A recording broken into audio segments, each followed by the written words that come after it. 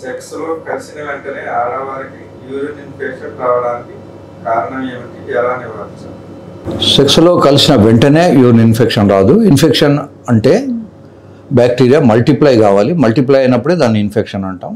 యూజువల్గా 24 hours to 48 hours తర్వాత multiplication రావడం వల్ల జ్వరం రావడము, మూత్రంలో మంట రావడం ఇవన్నీ ఉంటాయి. దీన్ని హనీమూన్ సిస్టైటిస్ అని కూడా అంటారు. యూజువల్గా కారణం ఏంటంటే శరీరం నిండా రకరకాలైనటువంటి బ్యాక్టీరియా ఉంటుంది.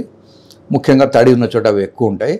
సంసారం చేసినప్పుడు అబ్బాయి శరీరంలో ఉన్న బ్యాక్టీరియా అమ్మాయికి, అమ్మాయిలో ఉన్నటువంటి అబ్బాయికి ఎక్స్చేంజ్ అవుతుంది. ఈవెన్ కండోమ్ పెట్టుకున్నా కూడా ఇట్ ఈస్ నాట్ 100% సేఫ్. కొంతవరకే దాని సేఫ్టీ. ఇది హార్డ్గా ఉన్నంత వరకే దీని మీద కండోమ్ నిలిచి ఉంటుంది. ఒకసారి ఇది లూజ్ కాగానే కండోమ్ కూడా లూజ్ అయిపోతుంది. అప్పుడు అమ్మాయి అబ్బాయి ఫ్లూయిడ్స్ ఎక్స్చేంజ్ అయిపోతాయి. దానివల్ల వస్తుంది.